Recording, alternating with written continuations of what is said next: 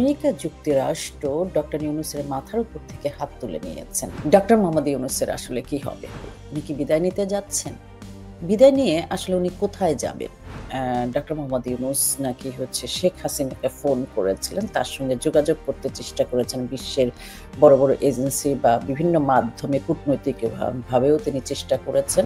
Doctor ইউনূসের সময় ঘনিয়ে আসছে, এটা এখন শুধু আর কল্পনা বা একটা প্রত্যাশা না, এটাই সত্য, এটাই বাস্তবতা। বাংলাদেশের আসলে কি হবে, রাইট?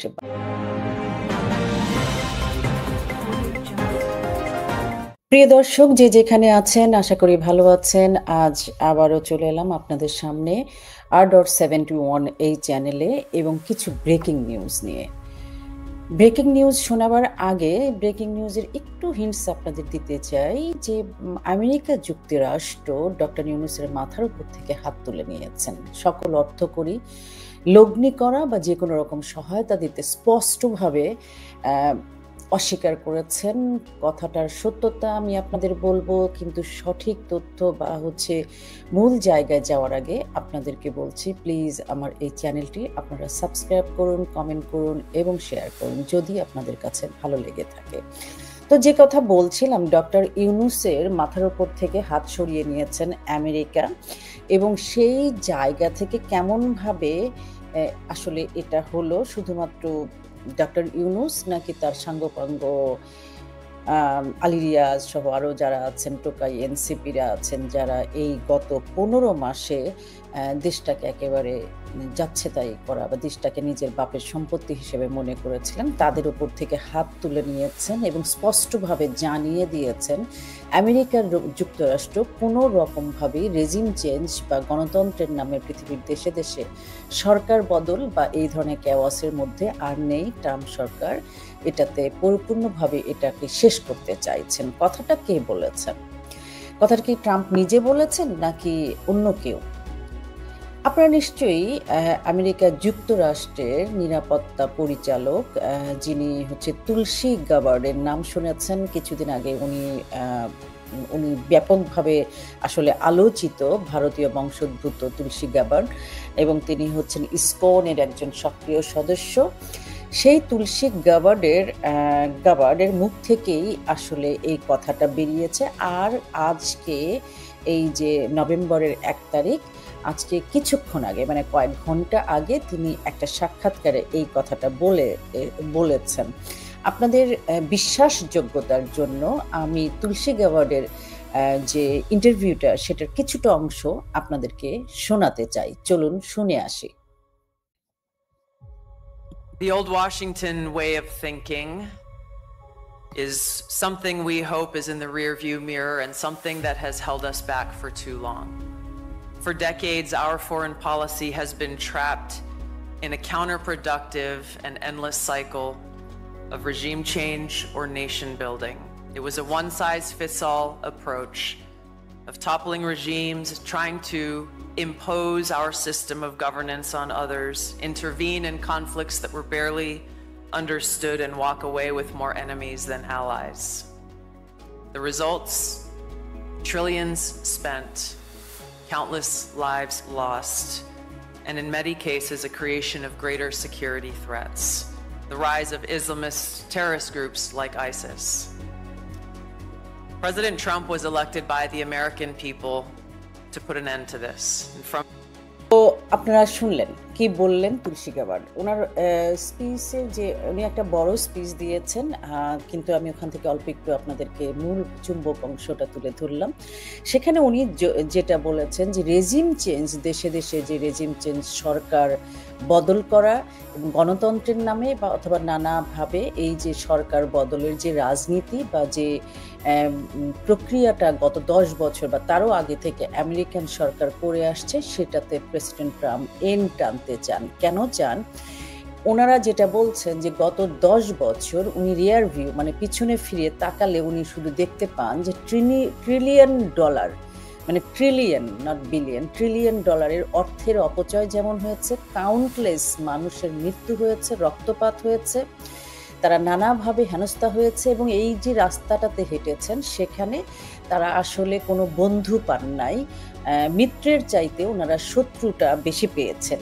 তো এই যখন উপলব্ধি, সেই উপলব্ধির জায়গায় তারা এই যে পলিসি, পররাষ্ট্রনীতি, সেখানে তারা একটা ইতি টানতে চান, একেবারে স্টপ করে দিতে চান। কোথাও তারা আর কোনো অর্থ সরবরাহ বা কোনো রকম সহযোগিতা, সাহায্য তারা এ বিষয়ে আর করবেন না। আপনারা জানেন যে আন্তর্জাতিকভাবে এই যে এই পট পরিবর্তনের এই ভূরাজনৈতিক বিষয়টা আমরা স্পষ্ট দেখতে পাই এবং সে কারণেই ভারত এবং আমেরিকার যে একটা কি বলে, একটা ভীষণ রকমের বৈরী সম্পর্ক ছিল গত কয়েক মাস, সেই জায়গা থেকে কিছুটা চেঞ্জ হয়েছে এবং ভারতের প্রতিরক্ষা চুক্তি হয়েছে এবং সেই প্রতিরক্ষা চুক্তির ভেতরে কি আছে এখনো আমরা পুরোটা জানি না, তবে এটা মনে করা যায় যে আমেরিকা যুক্তরাষ্ট্র নিজের গরজেই আসলে এই প্রতিরক্ষা চুক্তিটাকে নবায়ন করেছে। যদিও এই প্রতিরক্ষা চুক্তিটা আসলে দীর্ঘদিনের, সেই প্রেসিডেন্ট বুশের আমল থেকেই চলছে। এখানে আমরা সেই জায়গায় যে ভারতে ভূরাজনৈতিক যে চেঞ্জ, সেটার ক্ষেত্রে আমরা অলরেডি কিন্তু এই পদক্ষেপটা দেখতে পাচ্ছি এবং বাংলাদেশে যে আমেরিকার যিনি রাষ্ট্রদূত হয়ে আসছেন পল, উনিও কিন্তু আসলে হচ্ছে সাংঘাতিকভাবে এই রেজিম চেঞ্জ বা এই বিষয়গুলোর বিরোধী বলে আমরা জেনেছি। তো ট্রাম্প এই অবস্থার অবসান চান এবং তার জায়গাটা আমরা দেখতে পাচ্ছি। এই যে বৈশ্বিক রাজনীতিতে এই পট পরিবর্তন, এটা আসলে আমেরিকার পররাষ্ট্রনীতি কি বদলালো? কতটা বদলালো? আসলে আমরা এটা এখনই বলতে পারবো না, কারণ আমাদের ইতিহাস বলে যে আমেরিকার পররাষ্ট্রনীতি সবসময় তার সাম্রাজ্যবাদ এবং তার লাভের হিসাবটাই সবচেয়ে বড়। তিনি আসলে কি পেলেন সেটার হিসাবটাই তারা করতে চায়। সেই জায়গায় হয়তো তারা একটু নতুন করে নিজেদেরকে নিরীক্ষা করছে বা হচ্ছে এক ধরনের তারা নতুন কৌশলে যাবেন। তবে আমি যে কথাটা বলতে চাই সেটা হচ্ছে বৈশ্বিক রাজনীতিতে একটা কথা আছে, সেটা হচ্ছে আমেরিকা কারো বন্ধু নন, আবার আমেরিকা কারো শত্রুও না। আমেরিকার এবং একমাত্র বন্ধু বা একমাত্র লক্ষ্য থাকে তার নিজের দেশের স্বার্থ সুরক্ষা। সেই স্বার্থ সুরক্ষার জায়গায় আমেরিকা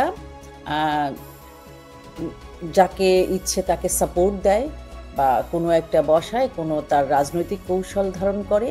আবার যদি তারা তার পারপাস সার্ভ না করে, তার স্বার্থের জায়গায় বিন্দুমাত্র ব্যাঘাত ঘটে বা তাকে দিয়ে যদি কাজ না হয়, তাহলে আমেরিকা তাকে ডিজোন করে। ডিজোন করা মানে তাকে সে আর চিনবেও না, সে মরলো না বাঁচলো না কি হলো সেটা বিষয় আসলে আমেরিকার কোনো মাথা ব্যথা থাকে না বা এটা নিয়ে সে ফিরেও তাকাতে চায় না। এর একটা বড় উদাহরণ আপনারা খেয়াল করে দেখবেন যে সেটা হচ্ছে যে তালেবান যে নেতা bin Laden, Osama bin Laden এবং ইরাকের হচ্ছে প্রেসিডেন্ট সাদ্দাম হোসেন, এই দুজন ব্যক্তিকেই আমেরিকা তার নিজ স্বার্থে বানিয়েছিল। ওসামা বিন লাদেনকে তারা তৈরি করেছিল রাশিয়ার বিরুদ্ধে লড়াই করার জন্য এবং প্রেসিডেন্ট সাদ্দাম হোসেনকে ইরাকে বা হচ্ছে ওই অঞ্চলের তাদের স্বার্থ সুরক্ষা করার জন্যই তৈরি করেছিলেন। কিন্তু এই দুজন ব্যক্তি যখন আমেরিকার স্বার্থের বিরুদ্ধে চলে গেল, তখন তাকে কিভাবে ওসামা বিন লাদেনকে হত্যা করা হলো, একইভাবে প্রেসিডেন্ট সাদ্দাম হোসেনকে যুদ্ধ করে পরাস্ত করে বিচারের নামে একটা প্রহসন করে সারা বিশ্বের মানে একেবারেই কি বলে একটা নির্লজ্জভাবে তাকে ফাঁসি দেওয়া হলো। তো এই জায়গাগুলো, এই উদাহরণ শুধু এই দুটোই নেই, সারা পৃথিবীতে আরো ভুরি উদাহরণ আছে কিভাবে আমেরিকা মানে একেবারে আসলে তার স্বার্থের বাইরে গেলে তাদেরকে কিভাবে ডিজোন করে। এবং বাংলাদেশের আসলে কি হবে, রাইট? বাংলাদেশ এখন সারা পৃথিবীতে একটা বড় আলোচ্য বিষয়, যে কিভাবে, এবং সারা পৃথিবী এখন জেনে গেছে যে কিভাবে রেজিম চেঞ্জটা হয়েছে। এবং আপনাদের মনে আছে হয়তো প্রেসিডেন্ট ট্রাম্প প্রথমেই এসে এই বোমাটা ফাটিয়েছিলেন, $29 মিলিয়ন কিভাবে খরচ হয়েছে এবং সেটার মাধ্যমেই এই যে বাংলাদেশের প্রধানমন্ত্রী শেখ হাসিনাকে শুধুমাত্র পদচ্যুত না, তাকে হত্যা করার নীল নকশা এবং তাকে দেশ থেকে বিতাড়িত করা হয়। এবং সেই জায়গায় তারাই পেলে পুষে ডক্টর মোহাম্মদ ইউনূসকে বসিয়েছিলেন এবং তার যে এনসিপি বা তার যে হচ্ছে মববাজ গোষ্ঠী তাদেরকে কিভাবে আদর সোহাগ করে কত রকম করে পেলে পুষে তাদেরকে বড় করার চেষ্টা করলেন, তাদের স্বার্থ সুরক্ষা করার চেষ্টা করলেন। কিন্তু ফাইনালি আসলে বাংলাদেশটাকে হিসেবের ভুলটা হয়ে গিয়েছে। 15 মাসে আমেরিকা আসলে কিছুই পায়নি। ডক্টর মোহাম্মদ ইউনূসের আসলে কি হবে? উনি কি ইতিমধ্যেই এ তার গান কাজী নজরুলের সেই বিখ্যাত গান আমার যাবার সময় হলো দাও বিদায়, উনি কি বিদায় নিতে যাচ্ছেন? বিদায় নিয়ে আসলে উনি কোথায় যাবেন? কোথায় পালাবেন? উনার পালাবার জায়গাটা কোথায়? উনি কি জলে পালাবেন, স্থলে পালাবেন নাকি আকাশপথে? এই আকাশপথে পালানোর কথা মনে আসতেই জলে আপনারা জানেন জল মানে হচ্ছে বঙ্গোপসাগর, সেখানে ঝাঁপ দিতে হবে। ওপারে মায়ানমার সামরিক জনতা সরকার মায়ানমারের তাদের ক্ষমতাটা আবার সংহত হচ্ছে। অতএব সেখানে উনি আসলে খুব বেশি যে সুবিধা করতে পারবেন কিনা আমি জানি না। টেকনাফ পার হয়ে নাফ নদী পার হয়ে সাঁতরে হয়তো ওপারে যেতে পারেন, একটা সম্ভাবনা থাকে। কিন্তু চীন কি তাকে সুরক্ষা দিবে? কারণ চীনের সাথে উনি ধোঁকাবাজিটা করেছেন। আবার এপারে চারপাশেই হচ্ছে ভারত। তো ভারতে উনি কিভাবে যাবেন? স্থলে যেতে গেলে একমাত্র জায়গা আছে তার পাকিস্তান, সেখানে তাকে আকাশপথে যেতে হবে এবং সেই আকাশপথে যাওয়ার যে জায়গাটা আপনারা জানেন ভারত সরকার তার হচ্ছে আকাশসীমা পাকিস্তানের বিমানের জন্য নিষিদ্ধ করেছেন। তার মানে তাকে যেতে হবে প্রথমে দুবাই বা অন্য কোনো একটা দেশে, তারপরে তাকে পাকিস্তান যেতে হবে। তো পাকিস্তান যাওয়ার এই কথাটা মনে হলো আমি আপনাদের একটা জিনিস দেখাই যে ভারতের যে চারপাশে নোটাম মানে হচ্ছে জরুরি বিমান উড্ডয়নের ক্ষেত্রে জরুরি নিষেধাজ্ঞা আছে। একটা বিশেষ পরিস্থিতিতেই এই ব্যাপারটা হয়। তো সেটা নিয়ে আমি একটু পরে কথা বলবো যে যুদ্ধটা শুরু হচ্ছে কিনা বা আদৌ কি অবস্থা হয়ে গেছে। তার আগে যেটা বলছিলাম ডক্টর মোহাম্মদ ইউনূস আসলে কোথায় যাবেন? একমাত্র তার মাসতুতো ভাই পাকিস্তান ছাড়া আমরা আসলে কোথাও দেখছি না। কিন্তু এরই মধ্যে উনি নাকি হচ্ছে আমরা পরস্পর জানতে পারছি সোশ্যাল মিডিয়া এবং অন্য জায়গা থেকে যে উনি ডক্টর মোহাম্মদ ইউনূস নাকি হচ্ছে শেখ হাসিনাকে ফোন করেছিলেন, তার সঙ্গে যোগাযোগ করতে চেষ্টা করেছেন। বিশ্বের বড় বড় এজেন্সি বা বিভিন্ন মাধ্যমে কূটনৈতিক ভাবেও তিনি চেষ্টা করেছেন।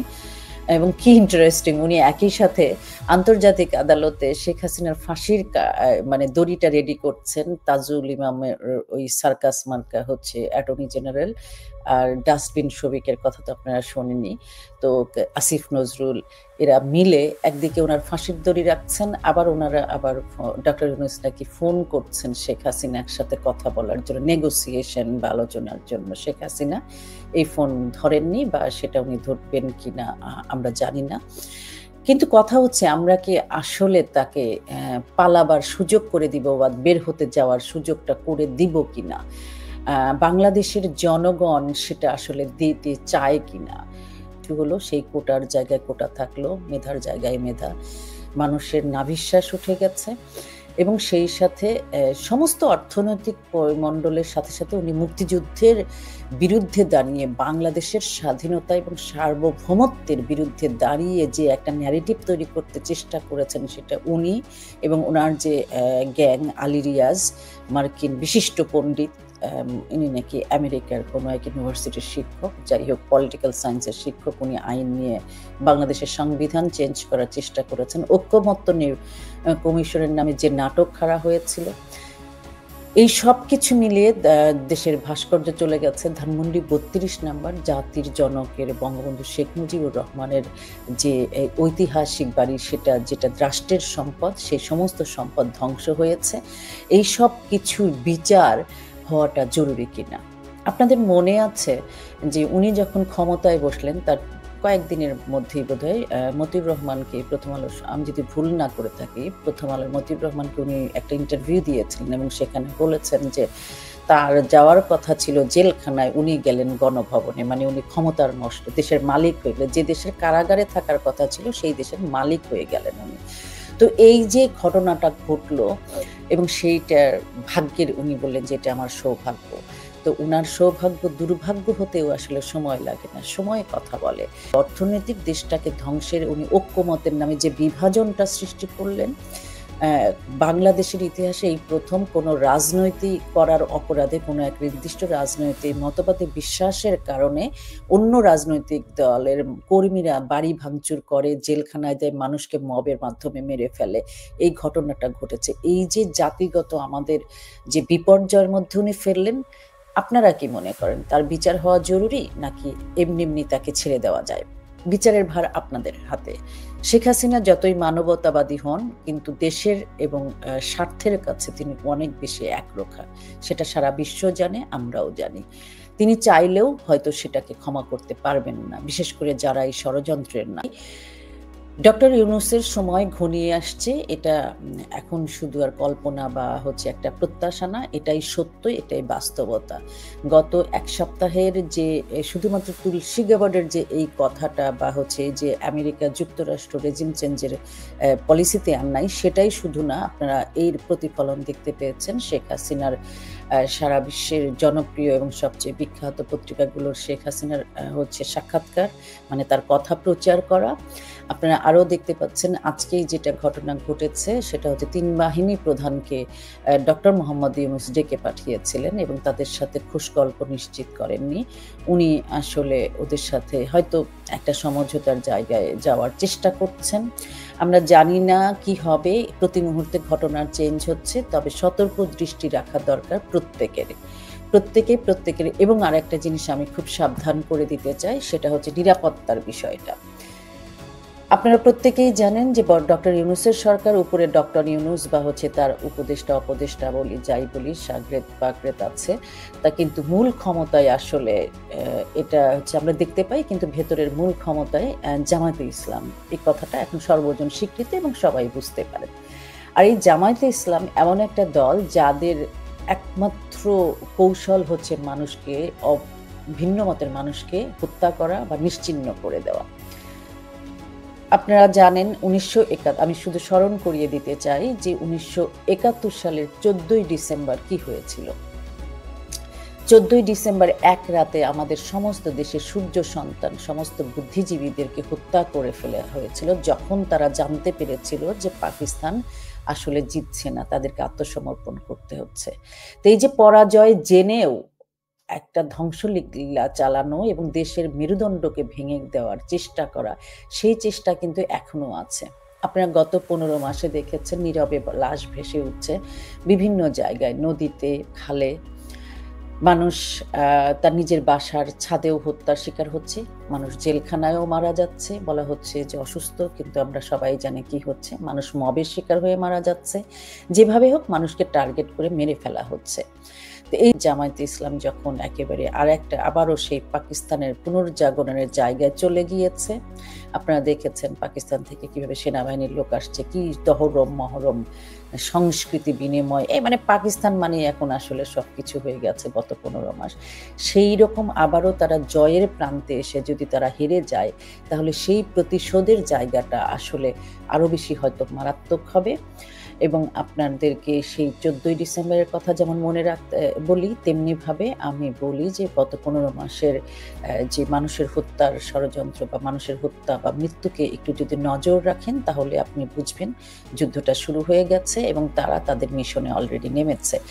তো এই জায়গায় আজকে শেষ করব। আপনাদেরকে আমি ভয় দেখাতে চাই না, আমি শুধু বলি সাবধানে থাকুন, সচেতনে থাকুন, নিরাপদে থাকুন। সাবধানে বলতে নিজেদের চোখ কান খোলা রাখুন, আর কোনোভাবে কেউ যেন